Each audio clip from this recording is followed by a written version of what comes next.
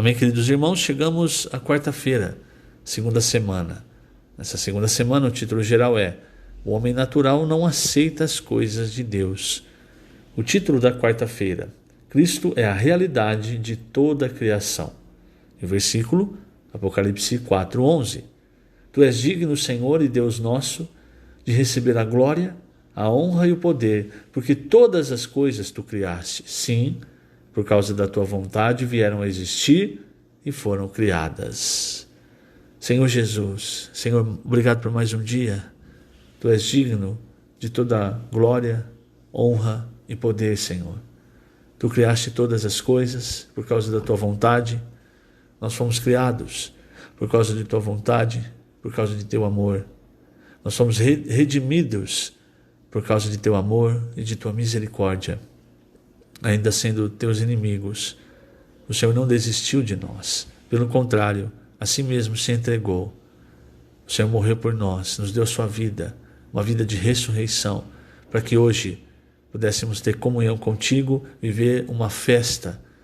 Nós te louvamos, Senhor, e te louvaremos por toda a eternidade, por tudo que tu és, por tudo que o Senhor fez e também por tudo que o Senhor está fazendo, por toda a palavra, toda a direção, os sinais, aquilo que o Senhor tem falado, tem se confirmado. E que a tua palavra também, Senhor, se confirme em nós, trabalhando em nós, tirando de nós aquilo que ainda não te agrada, nos santificando, nos lavando, para que cada vez mais tenhamos uma consciência boa, um coração puro, uma fé sem hipocrisia. Obrigado, Senhor. Jesus é o nosso Senhor. Muito bem, queridos irmãos, o título desta quarta-feira é Cristo é a realidade de toda a criação. Vou ler aqui no primeiro parágrafo, página 28, começar lendo esse parágrafo. Consideramos anteriormente o significado espiritual das 7 festas do povo de Israel. O ponto central dessas festas é Cristo, que é a exata realidade delas. Se o Senhor Jesus não tivesse vindo realizar a obra de Deus, nada faria sentido. Todas as coisas existem para fazer a vontade de Deus. Se excluirmos ou pusermos de lado a Cristo, nada mais fará sentido. Sem Ele, a criação não tem sentido de ser, inclusive as 7 festas do povo de Israel. E veja, irmãos, no Evangelho de João, o que nós vemos? Que o Senhor veio para o que era seu. Quer dizer, falando dos judeus, né? Mas os seus não o receberam. Mas a todos quantos o receberam, deu-lhes o poder de serem feitos filhos de Deus. Hoje, nós recebemos o Senhor, quer dizer, nós passamos pela Páscoa, como nós vimos nas festas, não é?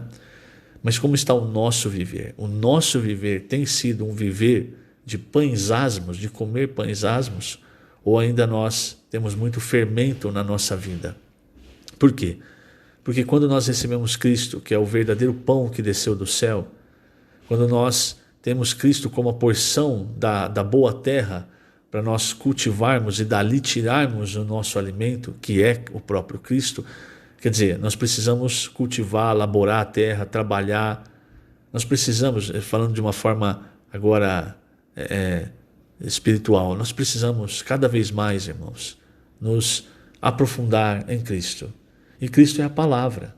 É por isso que se fala de imersão, se fala do grito de guerra, se fala de transcrever a palavra. Por quê? Quando você está imergindo na palavra, você não fica cheio de, por exemplo, nós estamos lendo o Evangelho de João. Você está imergindo no Evangelho de João, você não está ficando cheio de João, você está ficando cheio de Cristo. Então você está imergindo na palavra de Deus. Quando você está imergindo na palavra profética, você não está ficando cheio do irmão que está falando da palavra profética. Porque a palavra profética é a palavra de Deus. Quando você está imergindo, está transcrevendo, está mergulhando, quando se faz o grito de guerra, aquilo é para encher-nos de Cristo. É só você fazer o teste. Faça a imersão para você ver. Quando você imergiu, quando você levantou, está cheio de Cristo. Porque é isso, irmãos. Nós precisamos trabalhar, entre aspas, né? Laborar na boa terra que é Cristo. Então, nada sem Cristo tem realidade. tudo depende do que nós fazemos com Cristo, que nos foi dado.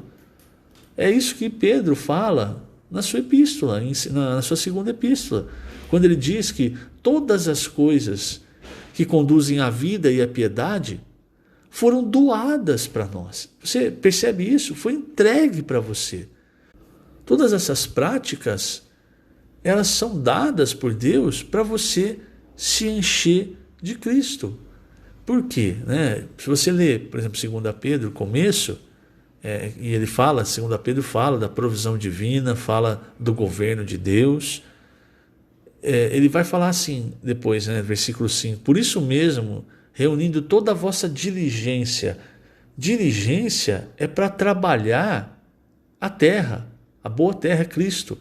Por que precisa ter diligência? Porque parece contraditório, a gente fala, não é, não depende de nós, da nossa capacidade, e depende da palavra de Deus, e agora eu falo de diligência, parece estranho, mas veja só, se você não tiver diligência para sair do seu conforto, para buscar a palavra, para estar assistindo as lives, a mensagem, para anotar, transcrever, para ler a palavra, tirar um tempo no seu dia a dia para ler a palavra, ler a Bíblia, para orar, isso precisa de diligência. Senão, irmãos, nós vamos empurrando com a barriga e vai passando o dia como se você estivesse descendo a ladeira.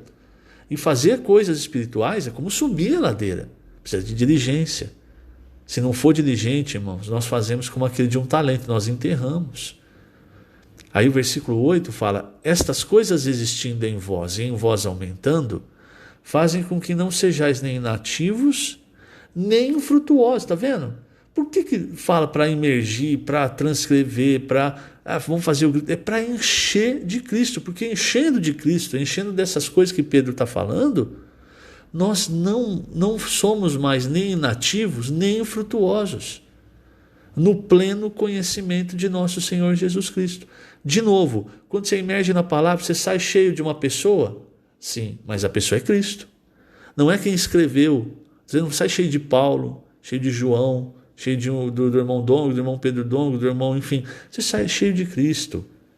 E por isso, irmão, nós precisamos perceber aquilo que Deus está nos dando e trabalhar para que nós não façamos como os judeus fizeram. Nós já recebemos o Senhor, mas o que nós estamos fazendo com todas as coisas que nos foram doadas, que nos conduzem à vida e à piedade? Entende? Por isso nós precisamos de diligência. E falando nisso, essa quarta-feira, ela fala de 3 tipos de pessoas. Nós já vimos um pouco disso na semana passada, mas é o que eu sempre digo, é sempre bom ruminarmos a palavra, para não deixar nada para trás. O primeiro tipo de pessoa que fala aqui, você deve se lembrar, é a liderança judaica. A liderança judaica, irmãos, ela estava obstinada com relação a condenar o Senhor Jesus. Era algo que vinha das trevas. Cuidado quando você tem obstinação contra uma pessoa.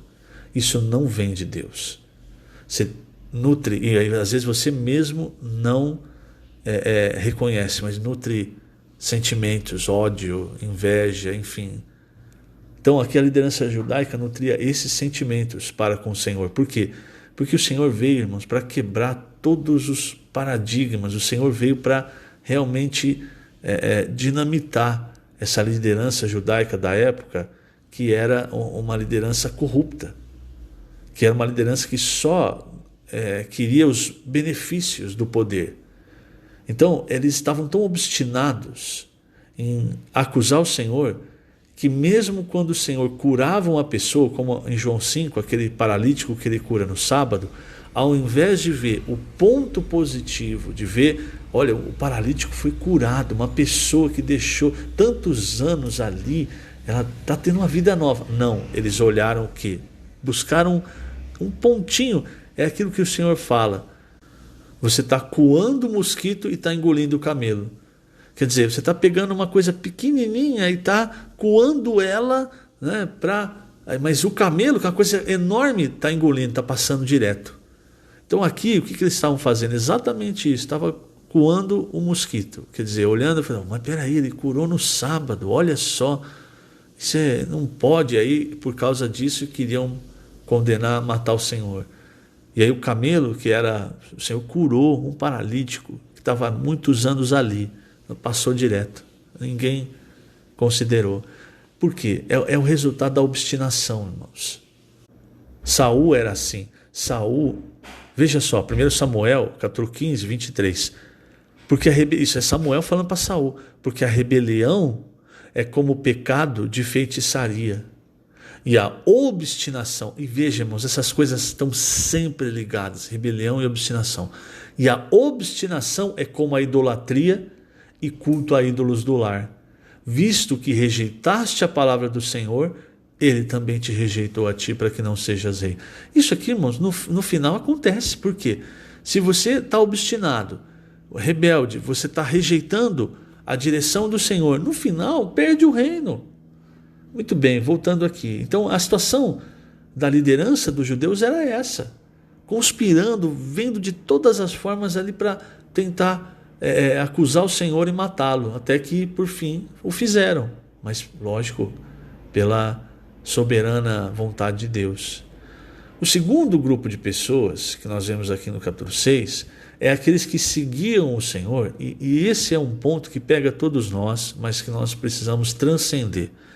Aqueles que seguiam o Senhor porque queriam coisas materiais. No caso, não eram nem coisas materiais supérfluas. Pessoas procuravam o Senhor porque haviam visto a multiplicação dos pães e queriam que o Senhor fizesse isso cotidianamente. Então, eles chegaram a falar para o Senhor, mas veja, nossos pais, eles comeram do maná, do pão que desceu do céu no deserto, como se dissesse para o Senhor não pode, o Senhor é o Messias, então o Senhor tem que fazer isso para nós também. Irmãos, isso é errado. Deus não tem que fazer nada para nós. Ele já fez muito mais do que nós merecíamos. Ele não tem que fazer nada, então não tem que ir nessa linha, a linha da chantagem espiritual. Se Deus não me der isso, então eu não vou reunir, não vou fazer isso, não vou aquilo outro.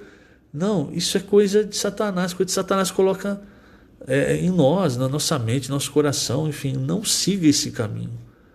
Então, muitos ali, eles seguiam o Senhor para conseguir coisas materiais. E hoje no cristianismo, isso está cheio. Tem todo, entre aspas, um evangelho pautado nessa questão de conseguir coisas de Deus, coisas materiais. Não vá por esse caminho, porque esse não é o caminho que vai te conduzir para o reino. E o terceiro tipo de pessoa mencionada aqui eram os discípulos que seguiam o Senhor, mas que seguiam e não conseguiam entender de fato, talvez porque seguiam mais de longe, as palavras que o Senhor dizia, o sentido espiritual. Porque quando o Senhor, em João 6, falava que o pão que desceu do céu era ele, que quem comesse da sua carne e bebesse do seu sangue, espiritualmente falando, lógico, esse é o que teria a vida eterna, eles não entenderam. Então aqui fala, os discípulos acharam que era duro esse discurso. É o versículo 60 de João 6. Muitos dos seus discípulos, tendo ouvido tais palavras, disseram, dura esse discurso, quem não pode ouvir? E aí o Senhor ainda explicou, o Espírito é o que vivifica, a carne para nada aproveita, as palavras que eu vos tenho dito são Espírito e são vida. Mas o versículo 66 mostra, à vista disso, muitos dos seus discípulos o abandonaram e já não andavam com ele. Então, às vezes a palavra está vindo e você não está entendendo a palavra, e você está achando, essa palavra está estranha, hein? Que isso, comer a carne desse homem? O que, beber o sangue desse homem? Não, eu vou cair fora.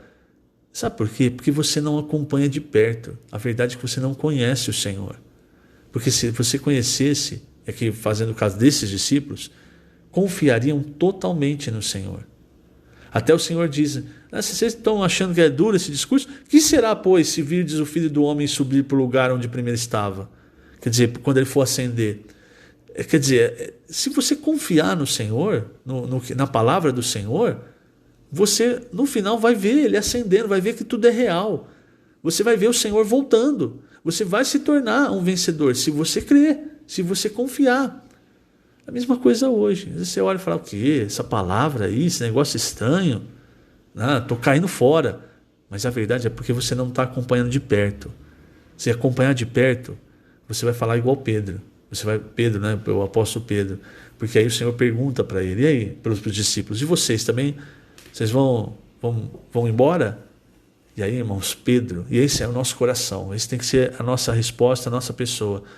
Pedro, ele respondeu, Senhor, para quem iremos? Tu tens as palavras da vida eterna, e nós temos crido, veja, por que os outros discípulos foram embora? Porque não confiaram no Senhor, porque na verdade não creram no Senhor. Quando você crê, você confia, e às vezes você não entende, ao invés de se distanciar, você se aproxima mais. Mas às vezes, irmãos, porque nós não cremos, nós nos distanciamos. Não é para distanciar, não é para ir embora, é para aproximar mais ainda. Para ouvir mais ainda. Chegar mais perto e dizer, Senhor, me explica isso, porque eu não estou entendendo. Se você ama e se você sabe que o Senhor é aquele que tem as palavras da vida eterna, você não vai embora. Você não vai ser rebelde, você não vai ser obstinado. Você vai ser alguém que com um coração puro, um coração humilde, recebe a palavra do Senhor, crê. E se não estiver entendendo, você se aproxima mais ainda. Não se distanciar, nunca se distanciar, nunca abandonar o Senhor. Que o Senhor te abençoe grandemente nesse dia. Lembrando, estamos colocando essas gravações no canal do YouTube da Igreja em Ribeirão Preto. Jesus é o Senhor.